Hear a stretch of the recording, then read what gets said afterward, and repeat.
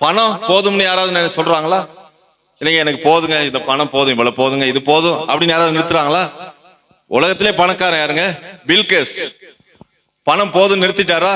இன்னும் புதுசு புதுசா கண்டுபிடிச்சிட்டு இருக்கிறார் பில்கேட்ஸ். அம்பானி, உலகத்துல இருக்க டாப் 10 பணக்காரங்க எங்க போதும் நிறுத்தினாங்களா? நிறுத்தல. இன்னும் என்ன செய்யறாங்க? அப்ப என்ன, அதுல இன்னும் திருப்தி அடையவே இல்ல.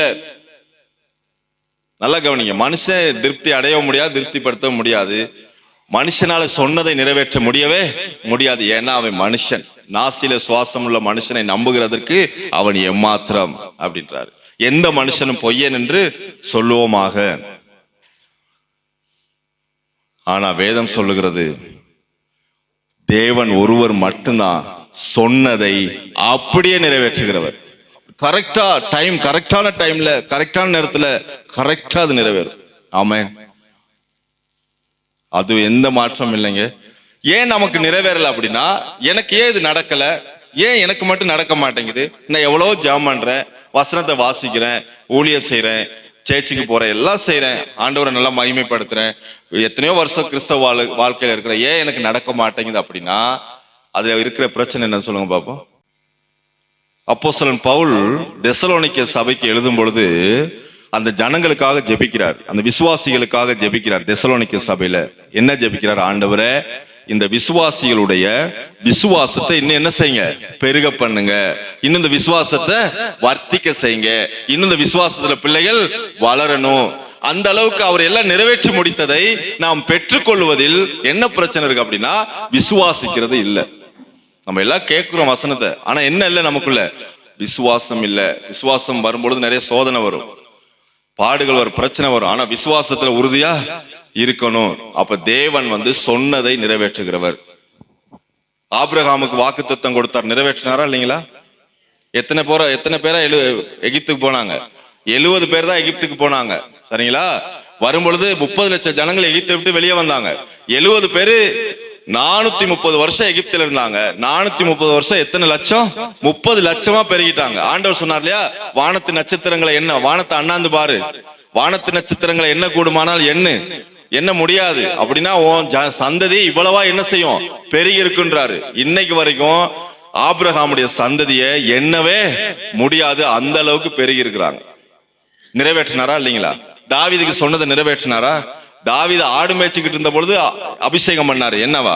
ராஜாவாக அபிஷேகம் பண்ணாரு, ஆடு மேய்ச்சிக்கிட்டு இருந்த பொழுது. அதுக்கு பிறகு 40 வருஷம் கழிச்சுதான் ராஜாவாகிறாரு. சொன்னபடியே நிறைவேற்றினாரா இல்லைங்களா? அப்படியே வேதத்துல நிறைய பார்க்கலாம். கர்த்தர் பொய்யுரையாத தேவன். அதே போலதான் 1 சாமுவேல் 15ஆம் அதிகாரத்தை நீங்க பார்க்கலாம், தேவன் எவ்வளவு நல்லவர்னு. 1 சாமுவேல் 15ஆம் அதிகாரம் 15-19 வாசிங்க. 1 சாமுவேல் 15-19.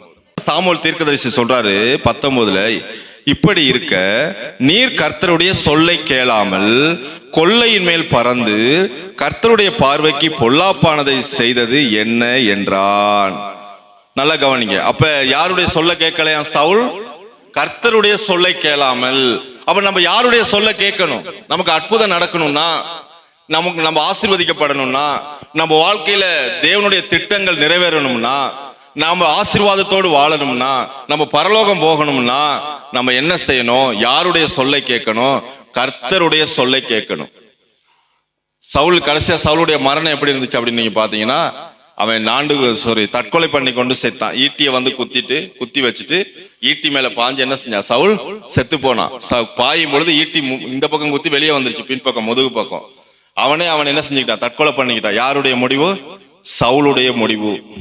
ஏன்? அவன் தேவனுடைய சொல்லை கேளாமல். கர்த்தருடைய சொல்ல என்ன செய்யல? கேட்கல. நல்லா கவனிங்க. நீங்க வேதம் படிக்கக்குள்ள எப்படி தெரியுமா படிக்கணும்? நீங்க என்னைக்காவது வேதம் படிக்கக்குள்ள அப்பாவோட சிரிச்சு பேசி சந்தோஷமா பைபிள் படிச்சிருக்கிறீங்களா? ஆண்டவர் சிலர் கடிந்து கொள்ளும் பொழுது சிலர் கடிந்து கொள்வார். அந்த நேரம் நீங்க பைபிளை படிக்கும் பொழுது உங்களுக்கு ஒரு சந்தோஷம் உள்ள வரணும், சரிங்களா? நான்லாம் படிக்கும் பொழுது பைபிளை வாசிக்கும் பொழுது சில நேரம் அவரோட சிரிப்பேன். எல்லாம் சொல்றீங்க, யார் சொல்றா? வானத்தையும் பூமி உண்டாக்கின ஆண்டவர்ல சொல்லி இருக்கிறார் வேதத்துல. அவர் சொன்னா என்ன செய்யணும்? சந்தோஷமா என்ன செய்யணும்? கீழ்ப்படியணும். ஏன் அப்படின்னு சொன்னீங்கன்னா, இந்த சவுல் பாத்தீங்கன்னா சாமுவேல் என்ன சொல்றாரு, இப்படி இருக்க நீ கர்த்தருடைய சொல்லை கேளாமல் கொள்ளையின் மேல் பறந்து கர்த்தருடைய பார்வைக்கு பொல்லாப்பானதை செய்தது என்ன என்றான். அப்ப கர்த்தருடைய சொல்லுக்கு கீழ்ப்படியாம செய்யறதெல்லாம் என்னதான் வேதம் சொல்லுகிறது, பொல்லாப்பானது. அப்ப நம்ம எப்படி என்ன செய்யக்கூடாது, பொல்லாப்பானதை. எல்லாம் கர்த்தருடைய வார்த்தை நமக்கு எல்லாருக்கும் தெரியும் இல்லைங்களா, ஆண்டவர் கற்றுக் கொடுக்கிறாரு.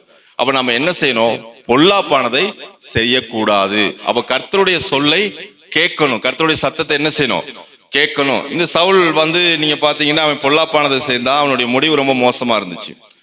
ஆனா அதே நேரத்துல யாத்திராகமம் 15 நமக்கு எல்லாருக்கும் தெரியும். 20:15 10 கட்டளையில ஒரு கட்டளை, என்ன கட்டளை, யாத்திராகமம் 20:15 பொய் சொல்லாது இருப்பாயாக. சரிங்களா? இப்ப நீங்க நேரடியா கொலைசேருக்கு வந்துருங்க, புதிய ஏற்பாட்டுக்கு வந்துருங்க. புதிய ஏற்பாட்டுல சபைக்கு பவுல் எழுதுகிறார். கொலைசேர் 3ஆம் அதிகாரம் 9ஆம் வசனம். கொலைசேர் 3:9 சபைக்கு பவுல் எழுதும் பொழுது என்ன எழுதுறாருன்னு பாருங்க, கவனிங்க.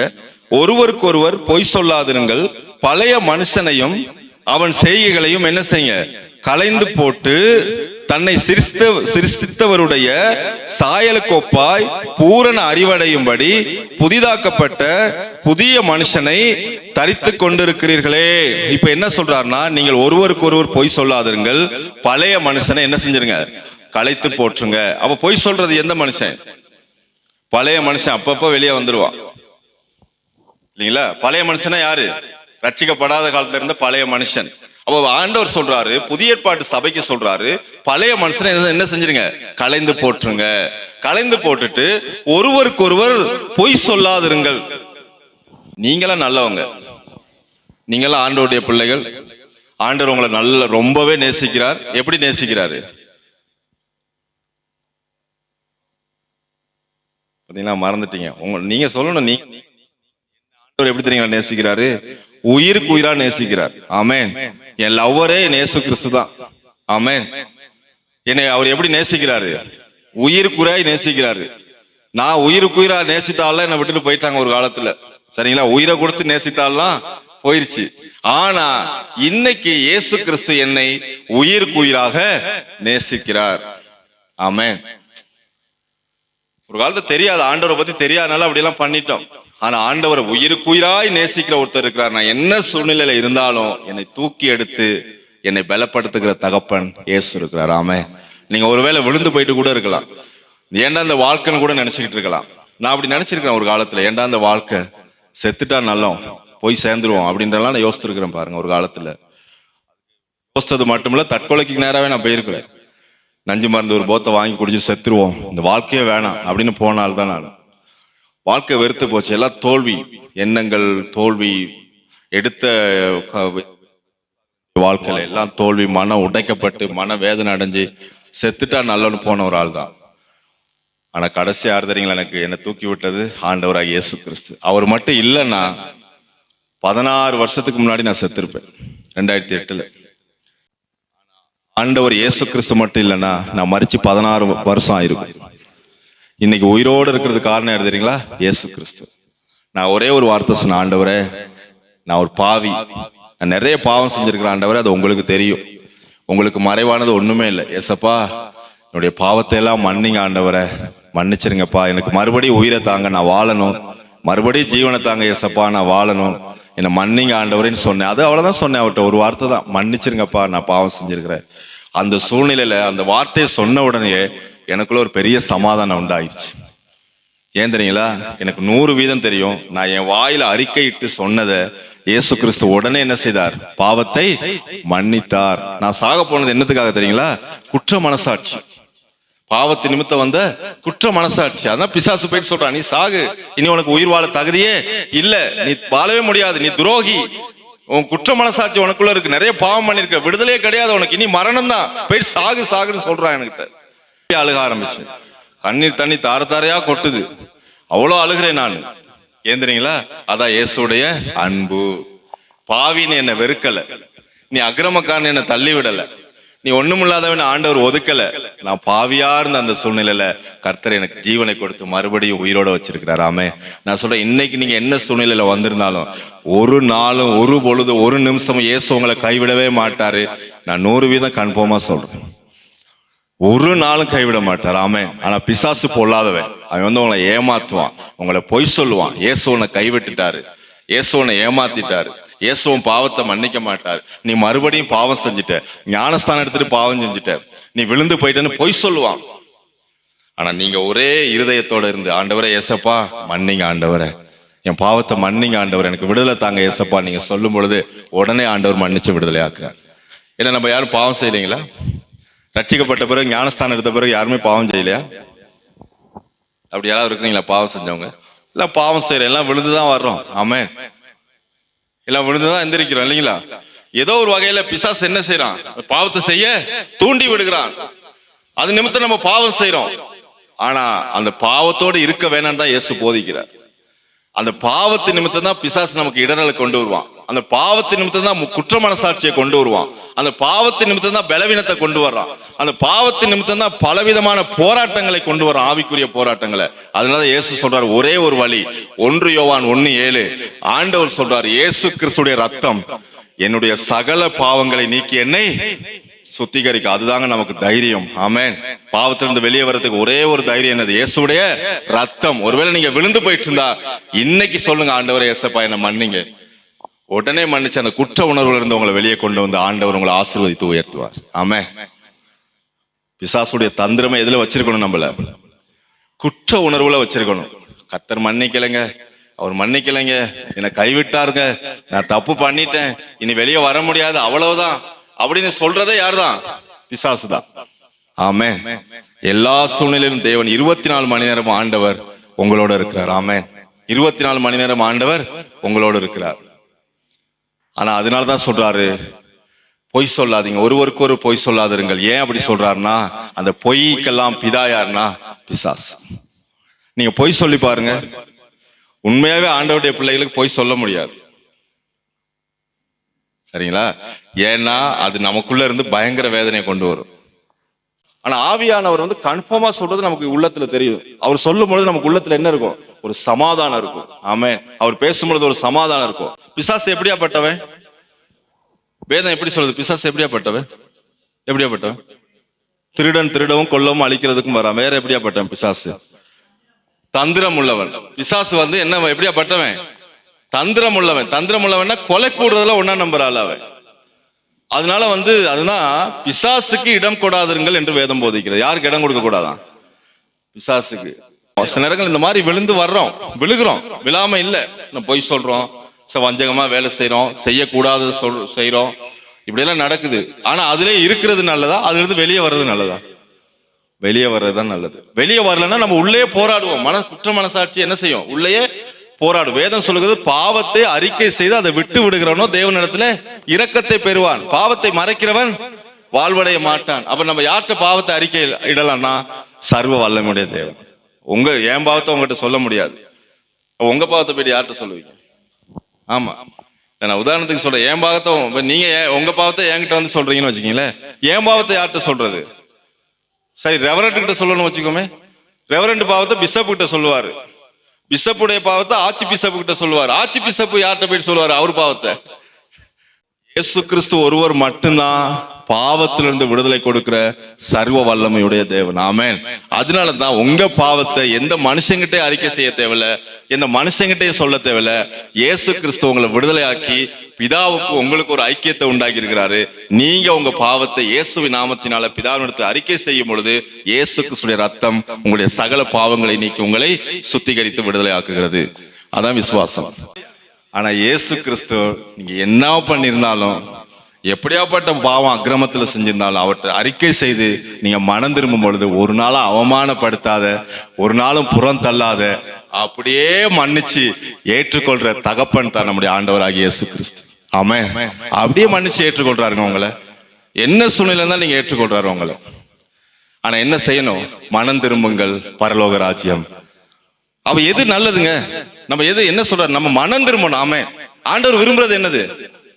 மனம் திரும்புதலை விரும்புகிறார். இல்லாட்டி நம்ம பிசாசு வந்து தாழ்வு மனப்பான்மையை நமக்குள்ள கொண்டு வந்துருவான். உலகத்திலே விசேஷித்தமானவர்கள் நீங்க தாங்க. தாழ்வு மனப்பான்மையே இருக்கக்கூடாது. நீங்க பெரிய திறமசாலி. நீங்க யாருக்கும் பயப்பட வேண்டிய அவசியம் இல்லை. உங்களை யாரும் எது சொல்லுவாங்க நீங்க பயப்பட தேவையில்லை. ஐயோ நான் அவங்க என்ன நினைச்சுக்குவாங்களா, இவங்க என்ன நினைச்சுக்குவாங்களா, ஐயோ ஏதாவது சொல்லிடுவாங்களா, ஒண்ணுமே சொல்ல நினைக்க தேவையில்லை. ஏன்னா தேவன் எல்லா குற்ற மனசாட்சியிலிருந்து உங்களை விடுதலையாக்கி உங்களை உயர்ந்த அடைக்கலத்தில் தேவன் வைத்திருக்கிறார். ஆமென். உங்களுக்கு என்ன இருக்கக்கூடாது தெரியுமா? தாழ்வு மனப்பான்மை மட்டும் இருக்கக்கூடாது. ஆமென். ஐயோ என்னை பார்த்தா அப்படி சொல்லுவாங்களா, அப்படி நினைப்பாங்களா, அது இருக்கவே கூடாது. நீங்க எப்படி இருக்கணும்? நல்ல தைரியசாலியா இருங்க. ஆமென். நீங்க யாருடைய பிள்ளை? வானத்தையும் பூமியை உண்டாக்கின ஆண்டவராக இயேசு கிறிஸ்துடைய பிள்ளைங்க, தேவனுடைய பிள்ளைகள். நீங்க தேவன் எப்படியாப்பட்டவர்? சர்வ வல்லமுடைய தேவன். அவர் பிள்ளை எப்படி இருக்கணும்? அவரை போல அதிகாரமுடையவர்களா இருக்கணும். ஆமென். அப்ப என்ன இருக்கக்கூடாது? ஆனா தாழ்வு மனப்பான்மை இருக்கக்கூடாது. நல்லா இருங்க, நல்லா அழகா உடுத்துங்க, நல்லா அழகா இருக்கணும், நல்லா இருக்கணும், நல்ல தைரியமா இருக்கணும், நல்ல பலசாலியா இருக்கணும், நல்ல தைரியமா பேசணும், நல்ல அறிவை பெற்றுக்கொள்ளணும், நல்லா இருக்கணும், நல்லா வாழணும். ஆனா அதே நேரத்தில் நமக்கு என்ன வந்துடக்கூடாது? பெருமை வந்துடக்கூடாது. ஆமென். பெருமை அழிவுக்கு முன்னானது வேதம் சொல்லுகிறது. அழிவுக்கு முன்னானது அகந்தை. அழிவு வரதுக்கு முன்னாடி என்ன வருமா? ஆமா, ஒருத்தர் அகந்தையா இருக்கிறான்னா நினைச்சுக்கங்க, என்ன வரப்போகுது? அழிவு வரப்போகுதுன்னு அர்த்தம். அழிவுக்கு முன்னானது அகந்தை. அப்ப தேவன் சொல்றாரு, தாழ்மை உள்ளவனுக்கு தேவன் கிருபை அளிக்கிறார். ஆமென். எப்பொழுதுமே எப்படி நீங்க கர்த்தரவங்க மலையளவு உயர்த்தினாலும், இன்னைக்கு பார்த்தேன் இல்லைங்களா அந்த பாட்டுல, நல்ல அருமையான வரிகள் இல்லையா? சொத்து சுகம் இருந்தாலும், வீடு நிலம் இருந்தாலும், உங்க கிருபை இல்லைன்னா எல்லாம் வேஸ்ட் தான். உங்க தயவு இல்லைன்னா எல்லாம் சாமா. சொத்து சுகம் இருந்து, வீடு நிலம் இருந்து, அவருடைய கிருபையும் தயவும் இல்லைன்னா எல்லாமே வேஸ்ட் தான். ஆமா, என்ன அருமையான வரிகள் இல்லையா? அப்ப நமக்கு எது தேவை? நம்ம வாழ்றதுக்கு தேவனுடைய கிருபை தேவை. ஆமென். அததான் சொல்ல வர்றாரு. அப்ப தேவன் ஏன் நம்மளை எச்சரிக்கிறார்னா, நம்ம நல்லா வாழணும். யாருக்கு இடம் கொடுத்துட கூடாது? பிசாசுக்கு இடம் கொடுத்துட கூடாது. பிசாசுக்கு இடம் கொடுத்தா ஆண்டவர் வசனத்துல சொல்லியிருக்கிறாரு, இயேசு கிறிஸ்துடைய ரத்தம் நம்முடைய சகல பாவங்களை இன்னைக்கு நம்மை சுத்திகரிக்கும். இன்னைக்கு கம்யூனியன் திருவிருந்தெடுக்க வந்திருக்கிறீங்க. எல்லாரும் மனம் திரும்பி திருவிருந்தெடுப்போம். ஆமென். எல்லாரும் மனம் திரும்பி நீங்க நானும் எல்லாம் நம்ம எல்லாரும் ஜெபம் பண்ணி ஆண்டவர்கிட்ட ஒப்பு கொடுத்து, ஆண்டவரே நான் செய்த பாவங்களை மன்னிங்க. இயேசு கிறிஸ்துடைய ரத்தம் நம்முடைய சகல பாவங்களை நீக்கி நம்மை இனிமே யாருமே குற்ற மனசாட்சியோட இனிமே இருக்காதீங்க. ஆமென். இனி அந்த குற்ற மனசாட்சியோட கூட இருக்கவே கூடாது. ஆமென். நீங்க தைரியசாலியா இருக்கணும். ஆமென். நீங்க பெஸ்டான நபர், உலகத்திலே பெஸ்டான நபர்னா நீங்க தான்.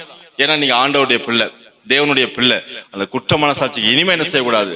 இடம் கொடுக்க கூடாது. ஒருவேளை நம்ம பொய் சொல்லியிருப்போம், ஏமாத்திருப்போம், வஞ்சித்திருப்போம், மற்றவங்களை வேதனைப்படுத்திருப்போம், கீழ்ப்படியாம போயிருப்போம், பாவம் செஞ்சிருப்போம், அக்கிரமம் செஞ்சிருப்போம், தவறான வார்த்தைகளை பேசியிருப்போம், துரோகம் பண்ணிருப்போம். இப்படி பலவிதமான காரியங்கள் நம்ம செஞ்சிருப்போம் இல்லைங்களா? கிரியையினாலே பாவம் செய்திருப்போம், எண்ணங்களினாலே பாவம் செய்திருப்போம் இல்லைங்களா? செயல்களினாலே பாவம் செய்திருப்போம். ஏன்னா நம்ம இந்த பூமியில வாழ்றோம். ஆனா பாவத்தோட மறுபடி என்ன செய்யக்கூடாது? நம்ம வாழ முயற்சி பண்ணக்கூடாது. அதனாலதான் ஆண்டவர் நமக்கு நல்ல ஸ்லாக்கியத்தை தந்தார். இயேசு கிறிஸ்து ரத்தம். யோவான் 1:1-7 வாசிங்க. அவர் ஒளியில் இருக்கிறது போல நாமும் ஒளியிலே நடந்தால். இயேசு கிறிஸ்து எப்படி இருக்கிறாரு? ஒளியில் இருக்கிறார், ஒளியாய் இருக்கிறார். சரிங்களா? அவரை போலதான் நாம நடக்கணுமா? நாமும் ஒளியிலே நடந்தால். அவர் பாருங்க, அந்த வசனம் அருமையான வசனம். அவர் ஒளியில் இருக்கிறது போல நாமும் ஒளியில் நடந்தால் ஒருவரோட ஒருவர் எப்படி இருப்போமா?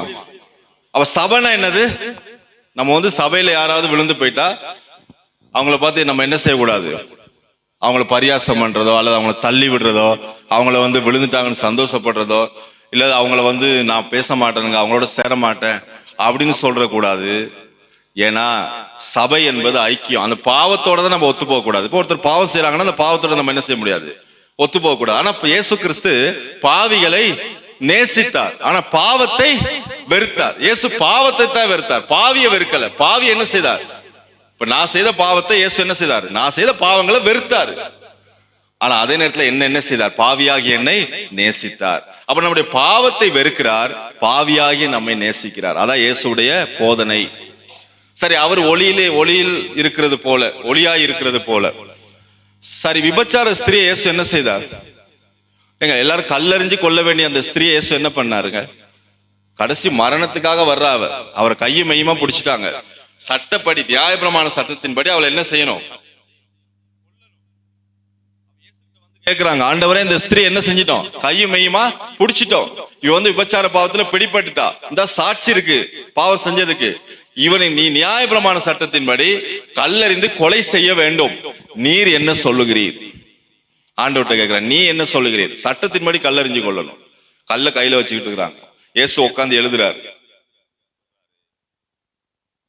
உங்களில் எவன் பாவம் செய்யவில்லையோ அவன் முதலாவது கல்லை இந்த ஸ்திரீயின் மேல் எரிய கடவான் அப்படின்னாரு. எல்லாரும் தன்னை நிதானிச்சு பார்த்தாங்க. அவங்க எல்லாருக்குள்ள என்ன இருக்குது? பாவம் இருக்குது. யாரும் கல்லடிக்கக்கூடிய தகுதி ஒருத்தருக்குமே இல்ல. எல்லாரும் கல்ல போட்டு என்ன செய்தாங்க? போயிட்டாங்க. இயேசு அந்த ஸ்திரீ அண்ணாந்து பாக்குறாரு. அவ பார்வையிலே அவளுக்கு தெரிஞ்சிருக்கும். என்ன தெரிஞ்சிருக்குன்னா, என் மேல கல்லறியக்கூடியவர் ஒரே ஒருத்தர் தான் இருக்கிறார். அவர் யாரு? இயேசு மட்டும்தான். நியாயம் தீர்க்கக்கூடியவர் ஒரே ஒருத்தர் தான் இருக்கிறார். யாரு? இயேசு மட்டும்தான். வேற யாரும் உங்களை நியாயம் தீர்க்க முடியாது. வேற யாரும் உங்களை குற்றப்படுத்த முடியாது. இயேசு ஒருவர் தான் உங்களை நியாயம் தீர்க்க முடியும். அந்த ஸ்திரியை பார்த்து சொல்றாரு, ஸ்திரியே, நானும் உன்னை ஆகினைக்குள்ளாக தீர்க்கிறதில்லை, இனிமேல் பாவம் செய்யாது. நீங்க இயேசு கிறிஸ்துவ போகும்பொழுது அப்படிதான் மன்னிப்பாரு. நான் உன்னை மன்னிக்கிறேன்மா, ஆனா இனிமேல் என்ன செய்யாத? பாவம் செய்யாத. நான் உன்னை மன்னிக்கிறேன் மகனே, நான் உன்னை மன்னிக்கிறேன் மகளே, நான் உன்னை மன்னிக்கிறேன், ஆனா இனிமேல் பாவம் செய்யாதே. ஏன் இனிமேல் பாவம் செய்யாதுன்னாரு? அவ பாவம் செய்யறதுனால இயேசு கிறிஸ்துக்கு பிரச்சனையா, அவளுக்கு பிரச்சனையா? ஏன் ஆண்டவர் இனிமேல் பாவம் செய்யாதுன்னு ஏன் சொல்லி அனுப்பினாரு? அவருக்கு பிரச்சனை வரும்னா, அந்த ஸ்திரிக்கு பிரச்சனை வரும்னா, பாவம் செஞ்சா யாரு விழுந்து போவா? இயேசு விழுந்து போவாரா, அந்த ஸ்திரி விழுந்து போவாளா? அப்ப நம்மளையும் பார்த்தா ஆண்டவர் சொல்ற, மகனே மகளே, நான் உன்னை மன்னிக்கிறேன், ஆனா இனிமேல் பாவம் செய்யாது, ஏன்னா பாவம் செஞ்சா நீதாப்பா விழுந்து போவா அப்படிங்கிறார். அது மாதிரி நிறைய பார்க்கலாம். அந்த கெட்ட குமாரன் கதையில பாருங்க, தகப்பனுடைய ஆஸ்தியெல்லாம் வேண்டிக்கிட்டு கொல்லி கூட உடைச்சிட்டு போனான். இனி தகப்பனே வேணான்ட்டு போயிட்டான். என் சொத்தை பிரிச்சு கூடியா, உன் சகவாசமே வேணாம் அப்படின்ட்டு சட்ட ரீதியா பிரிஞ்சு போறான். சட்ட ரீதியானா ஒரு தகப்பனை யூதர்கள் பிரிஞ்சு போகும் பொழுது, சொத்துக்களை பிரிச்சு எடுத்துட்டு போகும் பொழுது, அந்த யூதர்களுடைய முறை என்னன்னா, மகனுடைய தலையில குடம் வச்சிருவாங்க, மண் குடம் வச்சு தகப்பனை நடுவில் நிப்பாட்டி ஊர் ஜனங்கள்லாம் வர வச்சு, அந்த தகப்பனுக்கு முன்னாடி அவன் என்ன செய்யணும்னா, கொல்லி குடத்துல தண்ணி, அந்த குடத்துல தண்ணி இருக்கும், தண்ணி குடத்தை உடைச்சி தகப்பனை சுத்தி வரணும். சுத்தி வந்து குடத்தை போட்டு தகப்பன் முன்னாடி உடைச்சிட்டு அவன் சொத்தெல்லாம் வாங்கிட்டு போகணும். இன்னைக்கு கொல்லி குடம் உடைக்கிறாங்க இல்லையா, மைய இதுகள்ல, அடக்கா இதுகள்ல பார்த்துருக்கீங்களா? அந்த சிஸ்டம் தான் அது வந்து யூதர்களுடைய கலாச்சாரம். அது உண்மையா தகப்பனை பிரிஞ்சு போகும்பொழுது அப்படிதான் போவாங்களாம். அப்படி வாங்கிட்டு போனவன் தான் அந்த கெட்ட குமார். ஆனா நல்லா கவனிச்சீங்கன்னா, போறான், ஆஸ்திகள் எல்லாம் செலவழிக்கிறான், பயங்கர பாவம் செய்யறான், கொண்டு போயிட்டு காசு இருக்குது, பயங்கர பாவம், விபச்சாரம் பண்றான், வேசித்தனம் பண்றான், நல்லா சாப்பிடுறான், அனித்திய பாவமான சந்தோஷத்தை நல்லா அனுபவிக்கிறான் அவன் கெட்ட குமாரன். எல்லாம் முடிஞ்சு, காசு முடிஞ்சு, எல்லாம் முடிஞ்சு, கடைசியில் அங்க பஞ்சம் வந்துருச்சு, சாப்பாடு இல்ல. கடைசி வேலை தேடி போறான். அங்க ஒருத்தன் சொல்றான், ஒரு எஜமான், வா வேலை இருக்குது, இந்த பண்டி பட்டி இருக்குது, இதுல வந்து என்ன செய்யணும், பண்டிய பாத்துக்கணும், பண்டிய மேய்க்கணும், அதான் உனக்கு வேலை, அப்படி வேலை செய்ய அப்படின்றான். ஆனா வேலை செஞ்சாலும் அவனுக்கு என்ன இல்ல, சாப்பாடு இல்ல சாப்பிடுறதுக்கு. கடைசியா பண்டிக்கு தீவனம் போட்டுக்கிட்டு பண்டியும் சாப்பிடுது, அதே தீவனத்தை இவனும் சாப்பிடுறான் இந்த கெட்ட குமார். அதே என்ன, கடைசி பண்டிகை தீவனம் தான் அவனும் சாப்பிட்டான், சாப்பிடுறான், அழுகுறான், ஓஹோன்னு. என் தகப்பன் வீட்டுல எவ்வளவு செல்வாக்கா இருந்தாங்க, பயங்கர காசுக்காரன் அவன், கெட்ட குமாருடைய தகப்பன் பயங்கர சல்லிக்காரன், அந்த ஊர்லயே பயங்கர ரிச்சான மனுஷன் அவன். சொத்தெல்லாம் வாங்கிட்டு வந்து எல்லாம் செலவழிச்சுட்டான், சாப்பாட்டுக்கு இல்ல, பஞ்சம் வந்துருச்சு, வறுமையில வாடுறான், தவிட திங்கிறான், பண்டிகை வைக்கிற தவிட, அதையும் திங்க முடியல, அழுகுறான். ஐயோ, என் தகப்பன் வீட்டுல இருந்தாலும் நல்லா இருந்திருப்பனே, எல்லாம் வாங்கிட்டு வந்துட்டனே, இப்படி ஆயிப்போச்சே என் வாழ்க்கை, என் தகப்பனை வெறுத்துட்டு வந்தனே, சட்டப்படி உடன்படிக்கை, தகப்பனை பிரிஞ்சு போனா ஒரு உடன்படிக்கை பண்ணுவாங்க, அதையும் பண்ணிட்டு வந்துட்டேன், இனி போனா என் தகப்பனை ஏற்றுக்கொள்வாரா? ஒருவேளை நான் போறேன், என் தகப்பன் வீட்டுல வேலைக்காரவங்க, அவங்க வேலை செய்யற நிறைய வேலைக்காரவங்க, அந்த மாதிரி வேலைக்கார மாதிரி எனக்கு ஒரு வேலையை போட்டு கொடுத்தா கூட என் தகப்பன் வீட்டுல நான் வேலை செய்வேனே அப்படின்னு, ஒரு வேலை என் தகப்பன் அப்படியாவது நான் தகப்பன் வீட்டுல ஒரு வேலைக்கார மாதிரி இருந்துட்டு போயிடுறேன் அப்படின்னு நினைச்சு திரும்ப போறான் தகப்பனை தேடி. அழுதுகிட்டே போறான். தகப்பன் வீட்டுல ஒரு வேலை கிடைச்சா போதும், கூலி வேலை கிடைச்சா போதும், எல்லா வேலைக்காரங்களும் மாதிரி நானும் ஒரு வேலைக்காரன் இருந்துட்டு போயிடுறான் அப்படின்னு தான் போறான். அந்த கெட்ட குமாரன் வர்றதை தகப்பன் தூரத்துல இருந்து பாக்குறாரு. பார்த்துட்டு ஓடி போறாரு. ஓடி போயிட்டு அவனை கட்டி பிடிச்சி, யாரு? அவனுடைய தகப்பன் கட்டி பிடிச்சி அவனுடைய மோதிரத்தை கலட்டி அவனுக்கு போட்டு, விலையுயர்ந்த வஸ்திரமா, இருக்கிறதுல பெஸ்டான உடுப்பு, விலை உயர்ந்த வஸ்திரத்தை கொண்டு போயிட்டு அவனுக்கு உடுத்து வச்சு அவனுக்கு அந்த அதாவது இளம் காளைகளை அடிச்சு விருந்து பண்ணி அங்க வேலைக்காரவங்க அங்க இருக்கிற எல்லாத்தையும் கூப்பிட்டு விருந்து பண்ணி அவனை அப்படியாக அரவணைத்து அந்த தகப்பன் சேர்த்து கொண்டார். ஆமென். இந்த கெட்ட குமாரனுக்கு அவ்வளவு சலுகை ஏற்றுக்கொண்டு அவனை அரவணைச்சு மறுபடியும் அவனை தன்னுடைய பிள்ளையா ஏற்றுக்கொண்டார். ஆமென். அதுதான் இயேசு இந்த ஓமையை சொல்றாரு. இயேசு கிறிஸ்து தான் சொல்றாரு இந்த ஓமையை. ஒருவேளை அப்படி நம்ம போயிருந்தா கூட போயிட்டு மனம் திரும்பி வந்தா அந்த கெட்ட குமாரன் போல மனம் திரும்பி வந்தா இயேசு மறுபடியும் எப்படி சேர்த்துக்கிறாரு? சாதாரணமா கிடையாதுங்க. கட்டி அணைத்து முத்திரை மோதிரங்கிறது அதான் பெஸ்டான அவனுக்குரிய உரித்தான மோதிரம், அந்த தகப்பனுடைய மோதிரம். அதை கலட்டி அவனுக்கு போடுறாரு. போட்டு விலையுயர்ந்த வஸ்திரங்களை உடுத்து வித்து கொளுத்த கன்றுகளை அடித்து விருந்து வச்சு அவனை சூப்பரா ஒரு செலிப்ரேஷன் பண்றாரு தன்னுடைய தகப்பன். ஆமென். அதுதான் இயேசு. நீங்க மனம் திரும்பி வரும்பொழுது இயேசு அப்படிதான் உங்களை பாக்குறாரு. ஆமென். ஆண்டவர் ஒண்ணு எதிர்பார்க்கிற என்னது? மனம் திரும்புதல். ஆமென். இயேசுவே சொல்றாரு, மனம் திரும்புங்கள் பரலோக ராஜ்யம். இப்படி நிறைய பேரை பார்த்துக்கிட்டே போகலாம், நமக்கு டைம் பத்தாது. ஆனா இயேசு இப்படிதான் மன்னிக்கிறார். ஆமென்.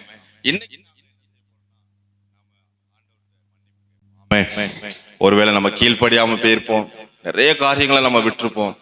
இன்னைக்கு நாங்க மன்னிப்பு கேட்டு மனம் திரும்பி இன்னைக்கு கம்யூனியன் எடுப்போம், யாவருமாக எழுந்திருப்போம், நாங்கள் ஜெபிப்போம். ஆண்டவரை நாங்கள் எங்களை ஒப்பு கொடுப்போம். ஆண்டவரை நன்றி செலுத்துகிறோம் அப்பா. நன்றியோடு உம்மை துதிக்கிறோம் அப்பா. துதிக்கிறோம் துதிக்கிறோம் துதிக்கிறோம் துதிக்கிறோம் அப்பா.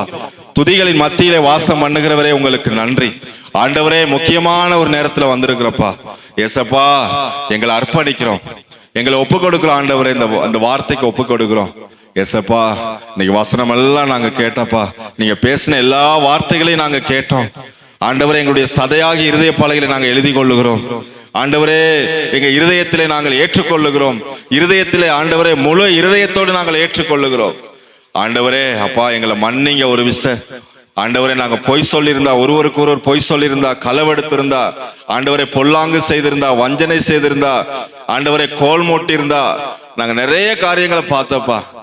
ஆண்டவரே இப்படி நாங்க என்னென்ன பாவம் செய்தோமோ எங்களுடைய எண்ணங்கள்ல, எங்களுடைய சிந்தனைகளில, எங்களுடைய கிரியைகளில, எங்களுடைய ஆண்டவரே செயல்களில, எங்களுடைய அவயங்களில, எங்களுடைய பார்வையில, எங்களுடைய வார்த்தையில, எங்களுடைய நாவுல, ஆண்டவரே நாங்க செய்த பாவங்கள் எல்லாம் உமக்கு மறைவானது அல்ல சுவாமி.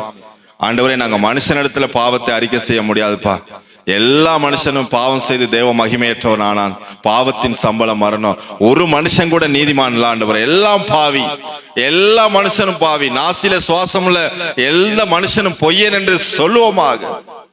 நீங்க மட்டும்தான் ஆண்டவரை பொய்யுரையாத தேவன். நீங்க மாத்திரம் தான் ஆண்டவரை பொய்யுரையாத தேவன். ஆண்டவரை எங்களை மன்னிங்க, மன்னிங்க. நாங்க வலது கரத்தை உயர்த்தி சொல்லுவோம், ஏசப்பா மன்னிங்க ஆண்டவரை. ஆண்டவரே இனி நான் குற்ற மனசாட்சியோட வாழ மாட்டேன் ஆண்டவரே. இந்த குற்ற மனசாட்சி எவ்வளவு வேதனையை கொண்டு வரும். பிசாசு வஞ்சகத்தின் மூலமாக ஏமாத்துவான் ஆண்டவரே, பொய் சொல்லுவான் ஆண்டவரே. அவன் எங்களை ஆண்டவரே இந்த குற்ற மனசாட்சியோட வச்சிருந்து ஆண்டவரே எங்களை நிந்திப்பான், எங்களை அவமானப்படுத்துவான், எங்களை வேதனைப்படுத்துவான். அப்பா இன்னைக்கு ஆண்டவரே இந்த குற்ற மனசாட்சியில இருந்து நாங்க வெளியே வர்றோம். ஏசப்பா எங்களுடைய எல்லா பாவங்களையும் உங்க இடத்துல அறிக்கை செய்யற ஆண்டவரே. அப்பா எங்களுடைய பாவங்களை மன்னிங்க ஆண்டவரே, பாவங்களை மன்னிங்க, மன்னிங்க ஆண்டவரே. ஒரு விஷயம், எங்க பாவங்களை மன்னிங்க ஆண்டவரே. நாங்க செய்த பாவங்கள் எல்லாம் உங்களுக்கு தெரியும் ஆண்டவரே. உங்களுக்கு மறைவான பாவங்கள் ஒன்றுமே இல்லப்பா.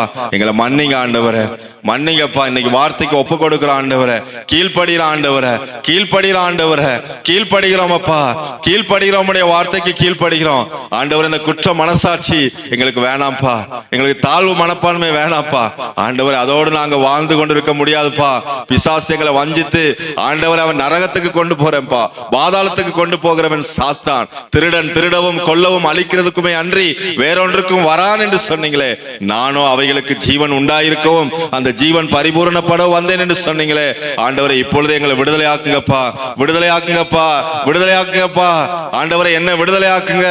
இந்த சபை பிள்ளைகளை விடுதலை ஆக்குங்க, சபையார விடுதலை ஆக்குங்க. யாரெல்லாம் ஆண்டவரை இந்த நேரத்துல இருதயத்தில் இருந்து ஆண்டவரை உண்மையாக பாவத்தை அறிக்கை செய்து, ஏசப்பா அந்த பாவம் எனக்குள்ள வேணாம்ப்பா என்று சொல்லி என்ன மன்னிங்க ஆண்டவரேன்னு உள்ளத்தின் ஆழத்திலிருந்து கேட்கிறாங்களோ அவங்க எல்லாரையும் மன்னிச்சு விடுதலை ஆக்குகிற தேவனப்பா. ஆண்டவரை இன்னைக்கு எல்லாரையும் விடுதலை ஆக்குங்க. ஒப்பு கொடுங்க, உங்களை ஒப்பு கொடுங்க, ஒப்பு கொடுங்க, ஒப்பு கொடுங்க. இயேசுவின் நாமத்தினால இன்னைக்கு ஆண்டவர் உங்க பாவத்தை மன்னிக்கிறார். நீங்க எப்படியாப்பட்ட பாவம் செய்துட்டு இந்த இடத்துல வந்திருக்கலாம், அந்த பாவத்தோடு வாழாதீங்க. மன்னிக்கிற ஆண்டவரிடத்துக்கு வாங்க, மன்னிக்கிற ஆண்டவரிடத்துக்கு வாங்க. பாவத்தை மறைக்கிற அந்த பிசாசனத்துல போகாதீங்க. அவன் உங்களை வாழ்க்கையை வீணாக்கிடுவான். அவன் குற்ற மனசாட்சியை கொண்டு வந்து உங்க சமாதானத்தை கெடுத்துருவான், சந்தோஷத்தை கெடுத்துருவான், பலவீனத்தை கொண்டு வந்துருவான். அப்பா கிட்ட வாங்க, அப்பா கிட்ட வாங்க, பரலோக அப்பா கிட்ட வாங்க, நம்ம தகப்பன் கிட்ட வாங்க. அவர் மன்னிக்கிறார். அந்த கெட்ட குமாரனை மன்னித்தது போல, அந்த விபச்சார ஸ்திரியை மன்னித்தது போல, பேதுருவை மன்னித்தது போல, நம்ம வேதத்துல பார்க்கலாம். அநேக ஜனங்களை மன்னிச்சார் ஆண்டவர், மன்னித்து விடுதலை ஆக்கினார். மன்னித்து விடுதலை ஆக்கிற ஆண்டவர் இடத்துல வாங்க, அவர் பாதத்துக்கு வாங்க, உங்களை ஒப்பு கொடுங்க. ஏசப்பா, நான் மன்னிங்க ஆண்டவரை, மன்னிங்கப்பா. இந்த பாவத்தின் நிமித்தமாக வந்த என்னுடைய பலவீனங்களை நீக்குங்க. இந்த பாவத்தின் நிமித்தம் வந்த என்னுடைய சோர்வுகளை நீக்கி போடுங்க.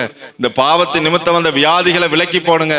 இந்த பாவத்தின் நிமித்தம் வந்த எல்லா ஆண்டவரை என்னுடைய பலவீனங்கள், எல்லா சோர்வுகள், ஆண்டவர் பிசாசுனுடைய அந்தகார வல்லமைகளை என்னிடத்திலிருந்து நீக்கி போடுங்க ஆண்டவரை. ஆண்டவரை இப்பொழுதே என்னிடத்திலிருந்து நீக்கி போடுங்கப்பா. விடுதலை ஆக்குங்கப்பா, விடுதலை ஆக்குங்க. உங்க ரத்தம் எங்களுடைய சகல பாவங்களை நீக்கி எங்களை சுத்திகரிக்கும் என்று சொல்லி இருக்கிறீங்களே. நன்றி தகப்பனே. ஹல்லேலூயா. நன்றி அப்பா, நன்றி அப்பா, நன்றி சுவாமி. ஒவ்வொரு பிள்ளைகளுடைய பாவத்தை நீங்க மன்னித்ததற்காய் நன்றி ஆண்டவரே. ஒவ்வொருடைய பாவத்தை மன்னித்து நீங்க விடுதலை கொடுத்ததற்காய் நன்றி. இப்பொழுது அந்த சமாதானத்தை கட்டளையிடுகிறேன். இயேசுவின் நாமத்தினாலே சமாதானத்தை கட்டவிழ்கிறேன் ஆண்டவரே. உம்முடைய சந்தோஷத்தை கட்டவிழ்கிறேன், உம்முடைய மகிழ்ச்சியை கட்டவிழ்கிறேன், உம்முடைய நீதியை கட்டவிழ்கிறேன் ஆண்டவரே. உம்மை அறிகிற அறிவை கட்டவிழ்கிறேன் இயேசுவின் நாமத்தினால ஆண்டவரே, கட்டவிழ்கிறேன். இப்பொழுதே ஆண்டவரே, பலனையும் சுகத்தையும் ஆரோக்கியத்தையும் மனமகிழ்ச்சியும் சமாதானத்தையும் கொடுத்து உம்முடைய பிள்ளைகளை ஆசீர்வதிங்கப்பா. ஒரு ஊழியக்காரனாய் இருந்து ஆண்டவரே, பிள்ளைகளுடைய மேய்ப்பனாய் என்னை நீங்க இந்த இடத்துல வச்சிருக்கிறீங்க ஆண்டவரே. இந்த பிள்ளைகளுக்காக நான் பரிந்து பேசுகிறேன் ஏசப்பா, பரிந்து பேசுகிறேன். உடைய பாவங்களுக்காக பரிந்து பேசுகிறேன் அப்பா. விடுதலை ஆக்குங்க ஆண்டவரே. இனி யாரும் குற்ற உணர்வோடு இருக்க கூடாதப்பா, தாழ்வு மனப்பான்மையோடு இருக்க கூடாது ஆண்டவரே. இன்னைக்கு நான் விடுதலையை பெற்றுக்கொண்டேன். இயேசு எனக்கு இன்னைக்கு விடுதலையை கொடுத்தார், இன்னைக்கு சுகத்தை கொடுத்தார். நாளைக்கு அல்ல, நாளைக்கு அல்ல, இன்னும் கொஞ்சம் நேரம் சென்று அல்ல, இப்பொழுதே ஆண்டவர் உங்களை விடுதலையாக்கி கொண்டிருக்கிறார். ராபா ஷாக்கா ராலா ராபாக்கா. நன்றி அப்பா. பாவங்கள் போக்கவே, சாபங்கள் நீக்கவே பூலோகம் வந்தாரையா. மனிதனை மீட்கவே, பரலோகம் சேர்க்கவே சிலுவையை சுமந்தாரையா.